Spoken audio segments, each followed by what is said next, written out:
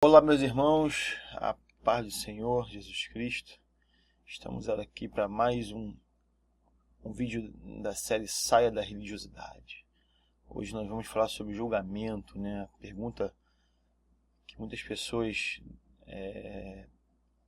ficam na dúvida se nós podemos julgar ou não, se a nós é permitido julgar ou não, né?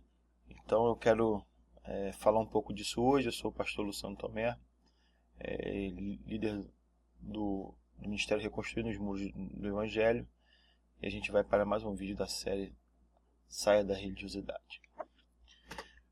O primeiro texto que eu quero ler para vocês aqui é o texto no Evangelho de Mateus, capítulo 7, do 1 ao 5, que diz assim, palavras de Jesus, tá? Não julguem para que vocês não sejam julgados, pois da mesma forma que julgarem, vocês serão julgados. E a medida que usarem também será usada para medir vocês. Por que você repara no cisco que está no olho do seu irmão e não se dá conta da viga que está em seu próprio olho? Como você pode dizer ao seu irmão, deixe-me tirar o cisco do olho, quando há uma viga no seu? Hipócrita, tire primeiro a viga do seu olho, e então você verá claramente para tirar o cisco do olho do seu irmão. E o outro texto é João 7, 22, 24, que diz assim, Jesus lhes disse, fiz um milagre e vocês todos estão admirados. No entanto, porque Moisés lhes deu a circuncisão, embora, na verdade, ela não tenha vindo de Moisés, mas dos patriarcas, vocês circuncidam no sábado. Ora, se o menino pode ser circuncidado no sábado para que a lei de Moisés não seja quebrada, por que vocês ficam cheios de ira contra mim por ter curado completamente um homem no sábado? Não julguem apenas pela aparência, mas façam julgamentos justos. Vamos lá. Eu usei esses dois textos aqui, né, de Mateus 7 e agora de João 7, 22, 24, para justamente mostrar as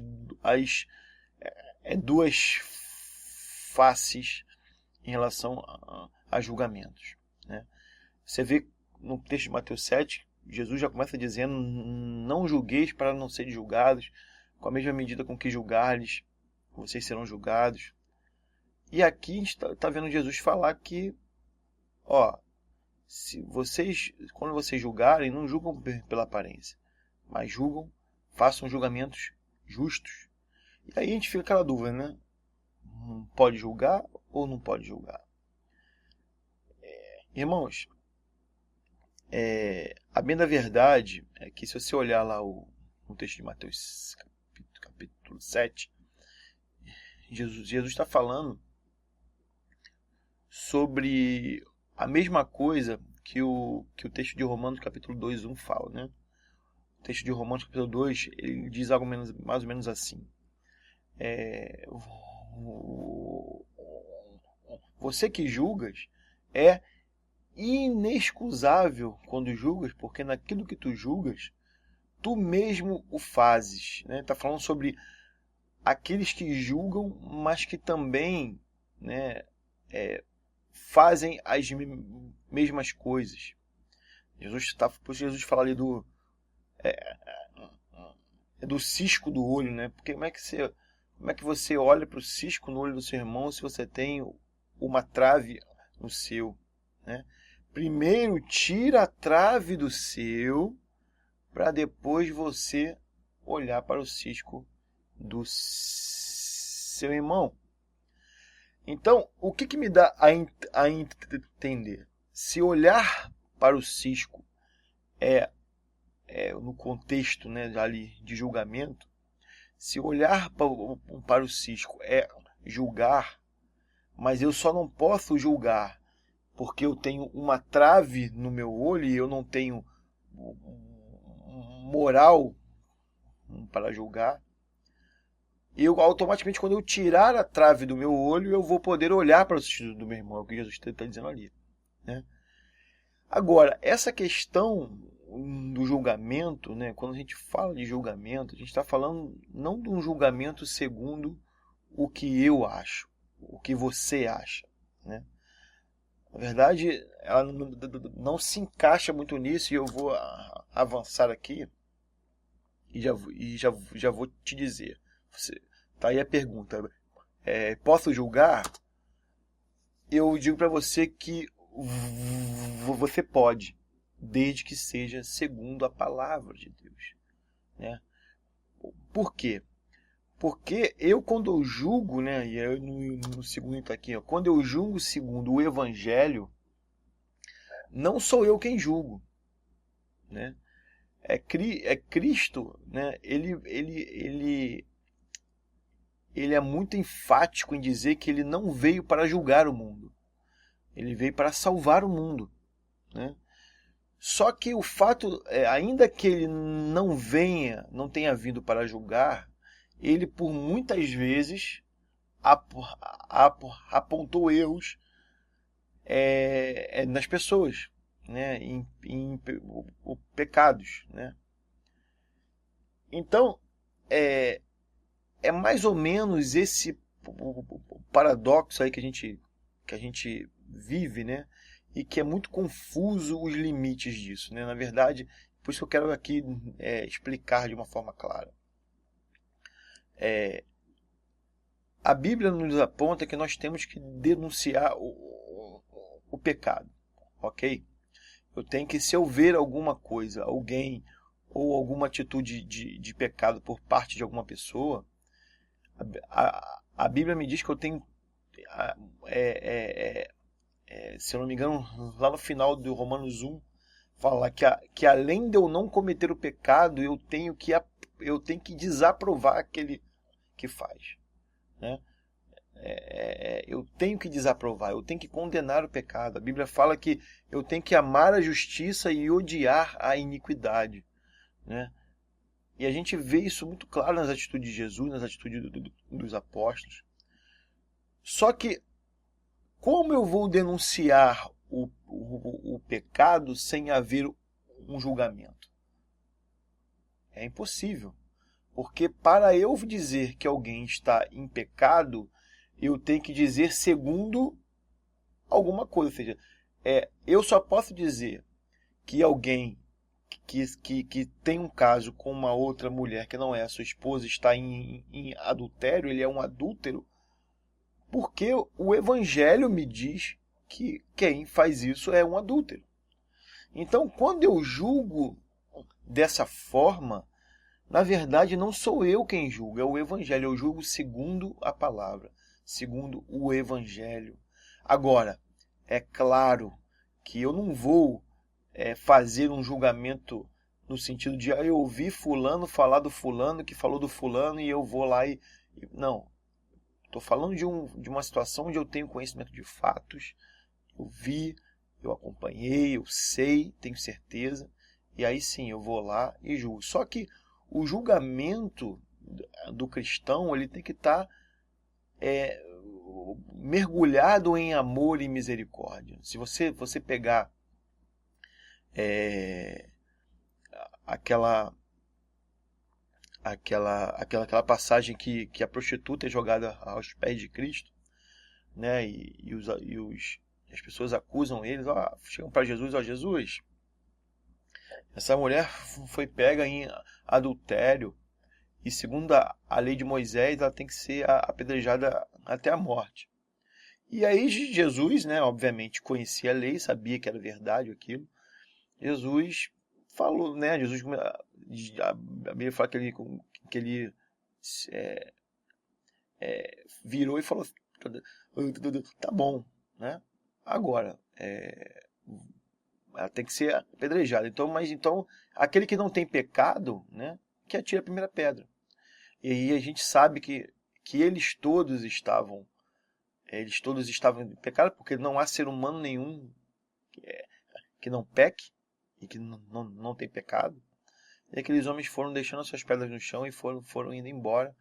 até o ponto que só ficou com a mulher quem realmente não tinha pecado nenhum, que era Cristo, né? E é aquele que, teoricamente, podia julgar ela, né? É pelo aquele ato. Só que, e aí Jesus fala para ela, fala assim, ó, onde estão os teus acusadores? Aí ela diz, ó, eles foram embora.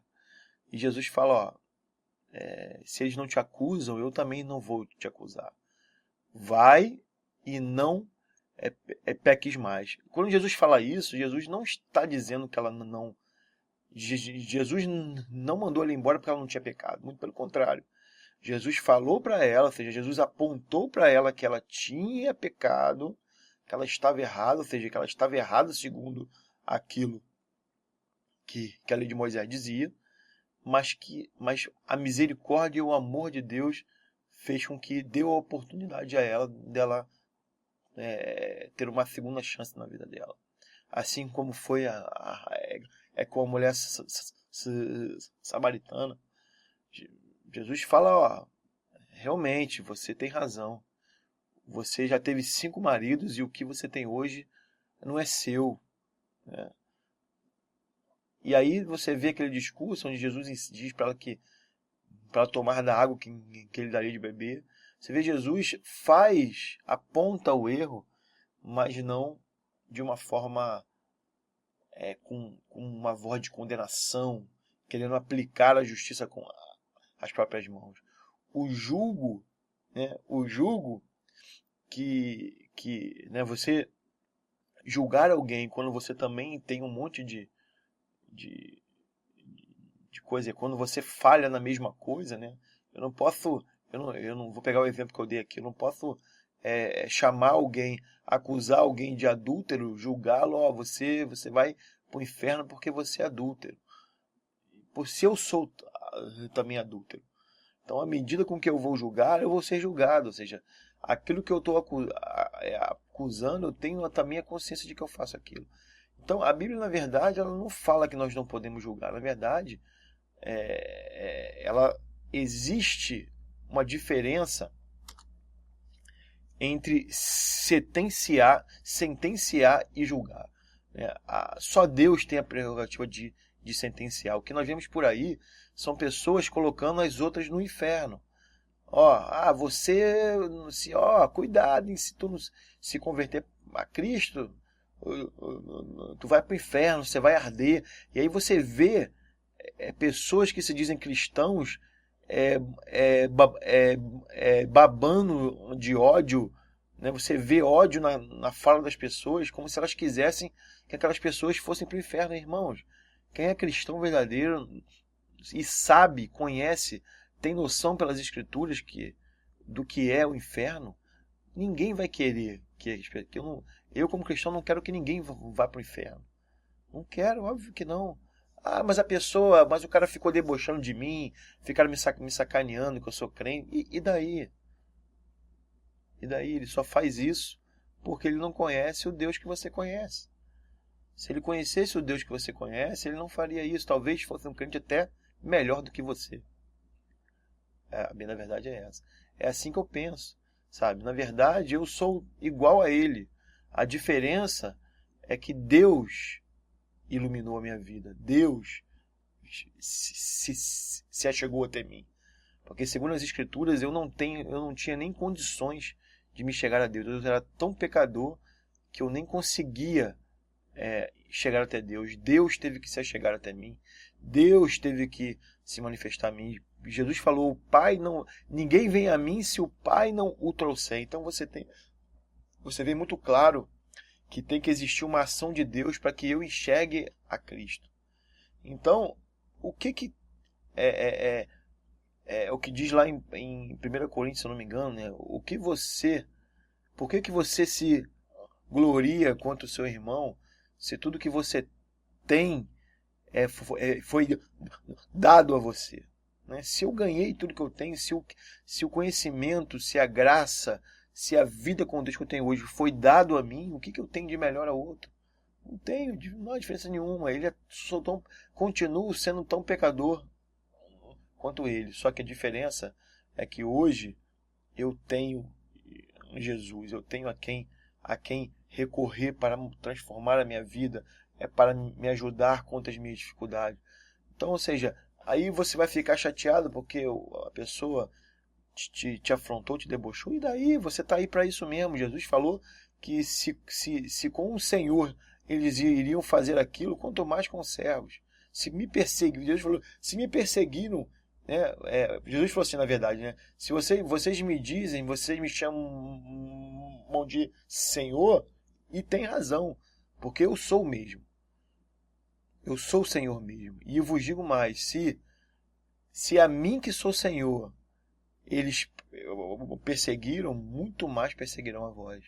Então, isso na verdade é só o fruto de quem vive com Deus, na verdade, né? Você tem que, na verdade, você tem que ansiar ser perseguido. Você tem que ansiar que as pessoas façam isso com você, porque é sinal de que você anda com Deus, anda na presença de Deus.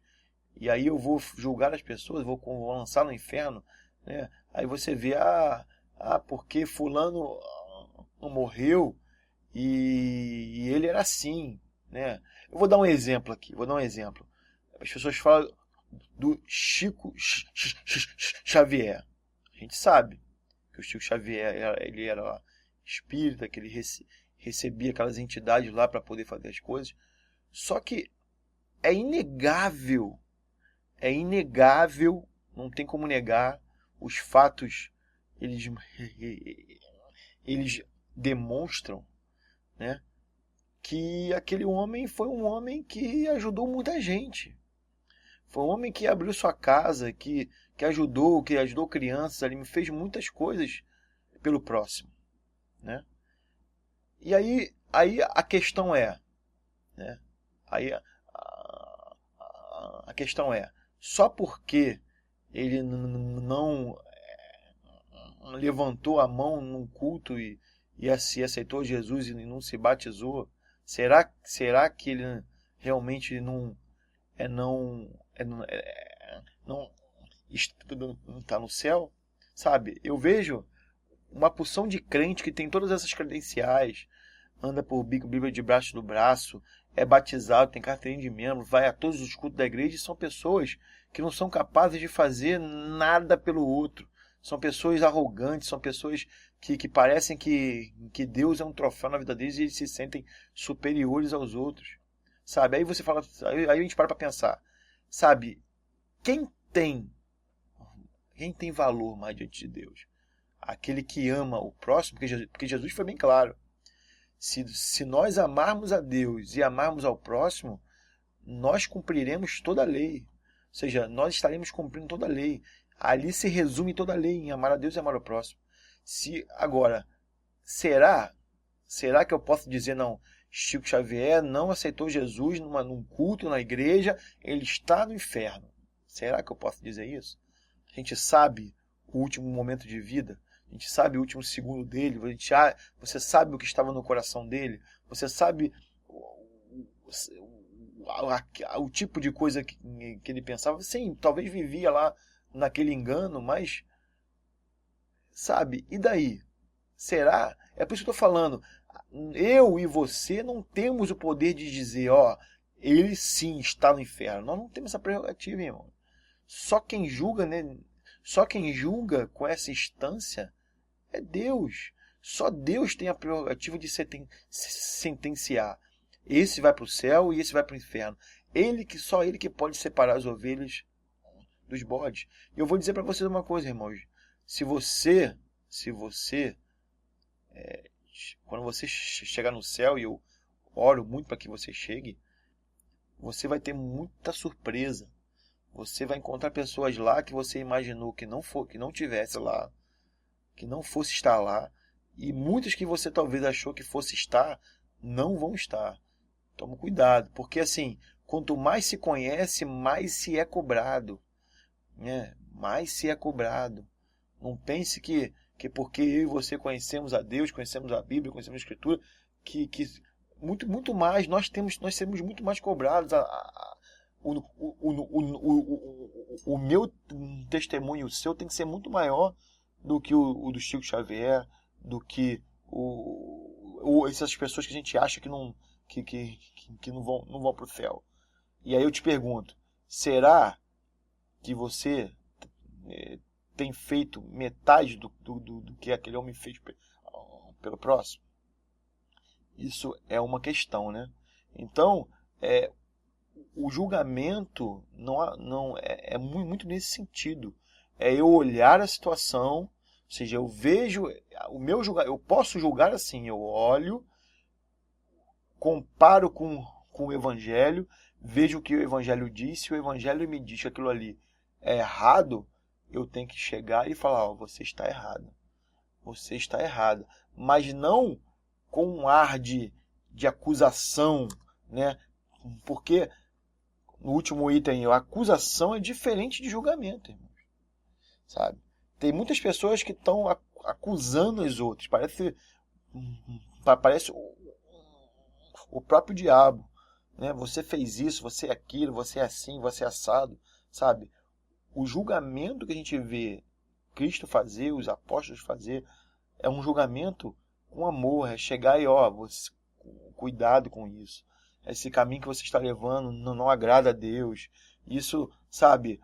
Agora, quanto mais alto for o compromisso do cristão, por exemplo, você vê muito claro, Jesus tratava os pecadores de uma forma, mas tratava os sacerdotes, os fariseus de outra. Porque aqueles homens tinham conhecimento. E aí é diferente. Porque quando eu faço algo com conhecimento, quando eu erro com conhecimento, o meu pecado deixa de ser pecado para ser uma iniquidade, né? Existe uma diferença entre pecado e iniquidade. O pecado é aquilo que eu cometo por acidente, é aquilo que sem querer acontece, né? Às vezes eu fui tomado por um impulso e fiz, né? Foi um momento de distração, aquele dia eu deixei de buscar a Deus e estava mais vulnerável e pequei, né? Não consegui resistir à tentação e, sabe, mas logo depois vem aquele arrependimento e eu vou orar e Deus me perdoa, porque a graça de Deus cobre os nossos pecados.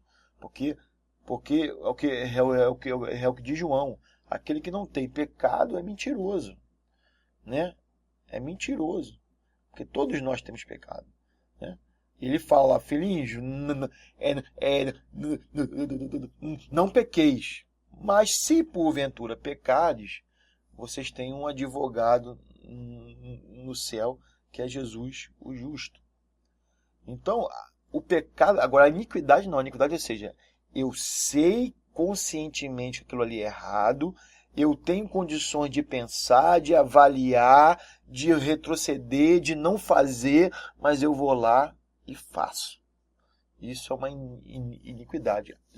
Com aqueles que a gente sabe que tem conhecimento, mas erram voluntariamente, com esses, tem que descer o pau mesmo, sabe? Tem que descer o pau, falar na cara, sabe? Apontar, denunciar, sabe? Seja quem for, ok? Eu queria fazer uma análise com vocês do texto de Romanos 14, 1 Coríntios 5 e 6. Deixa eu mudar aqui. Ó, aqui, esse texto de Romanos 14, ele diz assim, ó,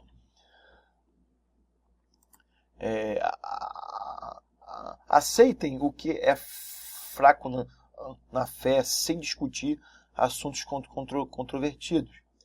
Um crê que pode comer tudo, já outro, cuja fé é fraca, come apenas alimentos vegetais. Aquele que come de tudo não deve desprezar o que não come. E aquele que não come de tudo não deve condenar aquele que come, pois Deus o aceitou. Quem é você para julgar o servo alheio? É para o seu Senhor que ele está de pé ou cai, e ficará de pé, pois o Senhor é capaz de o sustentar. Há quem considere um dia mais sagrado que o outro. Há quem considere iguais todos os dias. Cada um deve estar plenamente convicto em sua própria mente. Aquele que considera um dia como especial, ele para o Senhor assim o faz. Aquele que come carne, come para o Senhor, pois dá graças a Deus. E aquele que se abstém, ou seja, que não come carne, para o Senhor se abstém e dá graças a Deus também. Pois nenhum de nós vive apenas para si, e nenhum de nós morre apenas para si. Se vivemos, vivemos para o Senhor. E se morremos, morremos para o Senhor. Assim quer vivamos, quer morramos, pertencemos ao Senhor. Por esta razão, Cristo morreu e voltou a viver para ser Senhor de vivos e de mortos. Portanto, aí fala aqui, vamos lá. Portanto, você por que julga seu irmão? E por que despreza seu irmão? Pois todos compareceremos diante do tribunal de Deus, porque está escrito: por mim mesmo jurei, diz o Senhor. Diante de mim todo joelho se dobrará e toda língua confessará que sou Deus. Assim, cada um de nós prestará contas de si mesmo a Deus. Portanto, deixe de julgar uns aos outros. Em vez disso, façamos o propósito de não colocar pedra de tropeço ou obstáculo no caminho do irmão. Olha, aqui esse texto, ele está falando de quê? Está falando de um crente, de um crente que tem uma maturidade e que pela maturidade que ele tem, ele não está tendo paciência com o que tem a fé fraca. E ele está discutindo e ridicularizando o outro que tem a fé fraca, porque ele não come de tudo, porque ele acha que um dia é sagrado, outro não é, sabe? E isso tudo, na verdade, esse tipo de julgamento, queridos, é um julgamento que na verdade, assim, ou seja, eu porque eu entendo mais, eu não posso julgar e pisar aquele que não conhece, que ainda não cresceu em maturidade. Esse tipo de julgamento é um julgamento errado. Por quê? Porque eu estou tripudiando de um irmão que não tem a fé que eu tenho. Eu estou partindo da prerrogativa do meu conhecimento de Deus, da minha fé que eu alcancei, ela é a base para eu julgar o outro. E aí está errado. Porque dessa forma eu não julgo segundo o Evangelho. Muito pelo contrário. Eu, com maturidade, eu deveria de ser bondoso, de ser paciente, eu teria que ser longânimo, ou seja, manifestar os frutos do Espírito para ajudar aquele meu irmão que tem de fé fraca. E suportar ele. Quando eu falo de suportar, é o quê? De suportar ao ponto de eu sentar, de ensinar, de entender que ele não tem o mesmo conhecimento que eu. Esse tipo de julgamento é um julgamento errado. Agora, essa situação de 1 Coríntios 5:6 aqui, ó, é uma situação totalmente diferente. Ó. O apóstolo Paulo falou em Romanos e falou aqui de novo. Falou aos Romanos e agora vai falar aos Coríntios. Por toda parte se ouve que há imoralidade entre vocês. Olha só, olha a diferença. Ali no outro texto está falando de fé fraca e fé forte. Ou seja, os dois são cristãos, os dois estão aplicando a fé, os dois são servos de Deus, os dois estão servindo a Deus. Olha a diferença. Por toda parte se ouve que há imoralidade entre vocês. Imoralidade que não ocorre nem entre os pagãos, a ponto de alguém de vocês possuir a mulher de seu pai. Então, aqui estava alguém que se dizia crente, que dizia que estava na igreja, estava servindo a Cristo, mas estava deitando com a mulher do próprio pai. Estava adulterando com ela. E aí o apóstolo Paulo continua. E vocês estão orgulhosos? Ou seja, vocês estão orgulhosos disso? De acontecer isso no meio de vocês? Não deviam, porém, estar cheios de tristeza e expulsar da comunhão aquele que fez isso. Só está falando ao ponto de expulsar esse cara que deitou com a mulher do próprio pai, expulsar ele da igreja. Ó, aí você vai dizer que não julgar, que eu não posso julgar, que o cristão não pode julgar. Você vê, Paulo, mesmo à distância, né, sabendo dos fatos, ele está aqui dizendo, ó, coloca ele para fora, ele não é digno de estar com vocês, ele está errando, ele está fazendo... Ele não está sendo digno do que ele diz ser. Continuando, apesar de eu não estar presente fisicamente, estou com você em espírito e já condenei aquele que fez isso como se estivesse presente. Essa condenação não é condenação de inferno não, tá, irmãos? Condenação em relação ao julgamento segundo o Evangelho. Ou seja, aquilo que eu estava fazendo estava errado segundo o que o Evangelho dizia. Então, ou seja, ele estava condenado segundo o Evangelho. Ou seja, Paulo estava julgando pela palavra. E a palavra o condenava. Ok? Quando vocês estiverem reunidos em nome do Senhor Jesus, estando eu com vocês em espírito, estando presente, também o poder do nosso Senhor Jesus Cristo, entregue esse homem a Satanás, para que o corpo seja destruído e seu espírito seja salvo no dia do Senhor. O orgulho de vocês não é bom. Vocês não sabem que um pouco de fermento leveda faz toda a massa ficar fermentada? Ele continua. Livrem-se do fermento velho para que sejam massa nova e sem fermento como realmente são, pois Cristo, nosso Cordeiro Pascal, foi sacrificado. Por isso, celebrem a festa não com o fermento velho, nem com o fermento da maldade, da perversidade, mas com os pães sem fermento, da sinceridade e da verdade. Já lhes disse por carta que vocês não devem se associar com pessoas imorais. Com isso, não me refiro aos imorais deste mundo, nem aos avarentos, aos ladrões ou aos idólatras. Se assim fosse, vocês precisariam sair deste mundo. Mas estou lhes escrevendo que não devam associar-se com qualquer que, dizendo-se irmão, seja um imoral, avarento, idólatra, caluniador, alcoólatra ou ladrão. Com tais pessoas vocês não devem nem comer, pois como haveria eu de julgar os de fora da igreja? Não devem vocês julgar os que estão dentro? Deus julgará os de fora. Expulse esse perverso do meio de vocês. Olha o que Paulo está falando aqui. Que os de fora da igreja, sejam os ímpios, quem julga é Deus, e assim Jesus fazia. Jesus tinha misericórdia com os pecadores, mas aqueles que conheciam a Deus, que conheciam a lei e eram doutores da lei, assim como nós hoje conhecemos o Evangelho, aquele que dizendo-se irmão, faz essas coisas, sabe? Nós não devemos nem comer com eles, eles têm que ser colocados para fora. E aí fala aqui, ó, não devemos nós julgar os que estão dentro? Ou seja, claro, ele está dizendo assim, nós temos que julgar os que estão dentro, segundo o que diz o Evangelho. Continuando. Se algum de vocês tem queixa contra outro irmão, como ousa apresentar a causa para ser julgado pelos ímpios, em vez de levá-la aos santos? Ou seja, está falando que os santos, que somos nós, os cristãos, julgamos as causas. Vocês não sabem que os santos hão de julgar o mundo? Se vocês hão de julgar o mundo, caso não são capazes de julgar as coisas de menor importância, vocês não sabem que haveremos de julgar os anjos, quanto mais as coisas desta vida. Portanto, se vocês têm questões relativas às coisas desta vida, designem para juízos que são da igreja, para que sejam os menos, mesmo que sejam os menos importantes. Então aqui, ó, você vê claramente, quando há pecado, há erro, tem que julgar sim.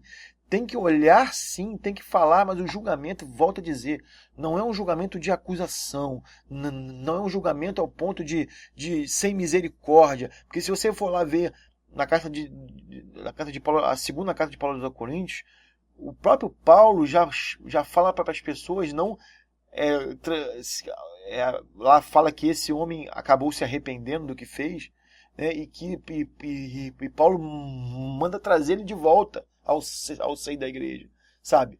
Então, ou seja, se não tivesse julgado ele, se não tivesse apontado o erro, como é que geraria arrependimento no coração dele? Se a gente aceita esse tipo de coisa, irmão, a gente está levando a pessoa cada vez mais para o fundo do poço. Eu tenho que, muito pelo contrário, eu tenho que chegar e falar, meu irmão, você está errado, isso que você está fazendo Deus não aprova e você tem que mudar isso. Se você tiver dificuldade para mudar, me fala que eu te ajudo, mas está errado. Agora, se o cara assim mesmo se relutar e não quiser mudar, aí a Bíblia fala que eu tenho que chamar duas testemunhas, né? E depois apresentar ele à igreja, e se ele não quiser, ele tem que ser colocado para fora, porque um pouco de fermento compromete a massa inteira, fermenta a massa inteira. Então aqui está falando muito claro esse texto sobre a questão do julgamento, né? Então você fala para mim, eu não posso julgar porque Jesus falou, não julgueis para não ser julgado. Cara, mas aquele não julguei para não ser julgado está dentro de um contexto, né? Como é que eu todo errado, né? Quando eu falo errado, não é questão de ter pecado, porque ter pecado todo mundo tem, mas eu estou no meio de uma iniquidade, estou vivendo pecado na minha vida, conscientemente, e vou me levantar para julgar o outro, aí não. Aí eu não posso julgar, né? Porque se eu julgar, eu também vou ser julgado, porque da mesma forma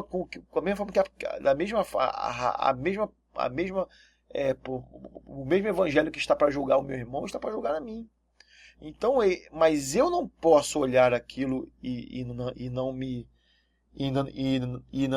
denunciar. A gente leu que nós iremos julgar os anjos, irmãos, né? Que dirá as coisas dessa vida, né? Ou seja, que dirá o dia a dia nosso. Eu preciso, sabe, apontar, denunciar o erro, sabe? E a outra coisa é aquela história, né? Então eu vou ver claramente alguém roubando e não vou dizer que ele é ladrão porque eu não sou juiz formado em direito e fiz prova e sou juiz? Que isso? Então, se eu vi que o cara roubou, eu posso dizer, pega ladrão, porque ele é um ladrão. Eu não preciso ser um juiz, um diplomado, para dizer que ele é um ladrão, né? Da mesma forma, então eu vou ver um irmão envergonhando Cristo, expondo a igreja e vou deixar porque só Deus pode julgar? Que isso, irmãos? Como é que eu não me preocupo com os outros irmãos? Então, por causa de um irmão, eu vou colocar em risco todos os outros? É óbvio que eu tenho que dar oportunidade a ele, eu tenho que chegar e conversar, e ele, se ele confessar, se arrepender, eu tenho que dar quantas oportunidades ele precisar. Como diz a Bíblia, nós temos que perdoar 70 vezes 7. Agora, se ele não quer e quiser continuar no erro, eu não posso sacrificar as outras ovelhas por causa dele. Eu não posso deixar colocar em xeque a vida dos meus irmãos por causa desse. Não, eu posso julgar. Aliás, devo julgar. Eu não posso olhar o pecado e não me indignar com aquilo ao ponto de chegar para consertar, porque a igreja de Cristo tem que ser santa. Nós somos um corpo. Se uma parte do corpo estiver doente, todo o corpo paga. Então é nossa responsabilidade zelar pela saúde do corpo de Cristo. E a saúde é zelada de uma forma como a gente conserta os erros que há. Então, como é que eu não posso? Que história é essa? Eu não posso dizer, não, eu não sou pastor, eu não sou juiz, eu não sou Deus, eu não sei o quê. Você é crente como eu, irmão. Eu sou pastor, mas você é crente como eu. Você tem a mesma autoridade que foi dada por Cristo na minha vida, foi dada a sua. Sabe, o mesmo compromisso. Agora, o que difere talvez de mim é a minha responsabilidade. Eu talvez tenha mais responsabilidade por ser pastor, mas a autoridade, ela é dada a todos, sabe? Ela é dada a todos, desde que eu esteja na presença de Deus, eu esteja vivendo a vontade de Deus na minha vida. Ou seja, eu preciso ter uma vida reta, uma vida santa para poder, né? Não é que não é para poder chegar também e tirar onda aí com meu irmão e acusar meu irmão, não. Porque eu, com uma vida santa, eu tenho condições e moral e espiritual para chegar e consertar, apontar e ajudar aquele que precisa. Ok? Outra coisa que as pessoas falam, não, ungido do Senhor. Então, se a Bíblia fala, não falo do ungido do Senhor, né? Se o pastor está fazendo besteira, que Deus fale com ele. Que é isso, irmão? que eu acabei de dizer? O que o pastor tem? Ele é irmão seu. Antes dele ser pastor, ele é irmão em Cristo. Se você olha para o seu pastor como alguém, tal, um super-homem, você está errado. Na verdade, no reino de Deus, quanto maior, menor é. Eu como pastor, eu tenho que servir mais. Não tem que ser servido. Eu tenho que servir cada vez mais. Ou seja, então, se eu não é ungido do Senhor, então quer dizer, se o pastor está fazendo besteira, eu não vou denunciar porque ele é ungido do Senhor? Que é isso? Muito pelo contrário, quanto maior a responsabilidade, mais tem que ser denunciado. Sabe? Mais tem que ser. Porque eu vou te falar uma coisa, em primeiro lugar, se ele estiver fazendo, se ele estiver roubando a igreja, se ele estiver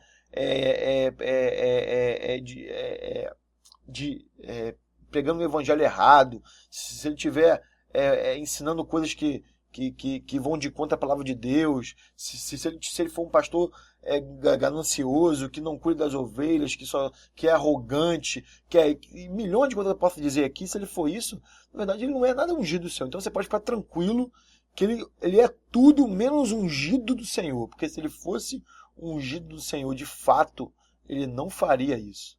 Se ele fosse ungido do Senhor, ele teria muito cuidado e teria muito temor da responsabilidade que ele tem. Né? Então não fique preocupado, porque ele, de ungido do Senhor ele não é nada. E eu vou para a gente finalizar aqui, eu quero perguntar se você conhece na Bíblia o esporro que Paulo deu em Pedro.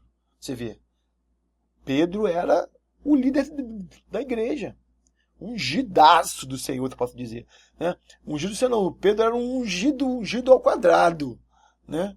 E Paulo, quando viu ele errando, deu-lhe uma bronca nele que não deve ter sido fácil. Assim diz o texto. Ó. Quando o apóstolo Paulo está falando aos Gálatas. Quando, porém, Pedro veio a Antioquia, enfrentei-o face a face, por sua atitude condenável.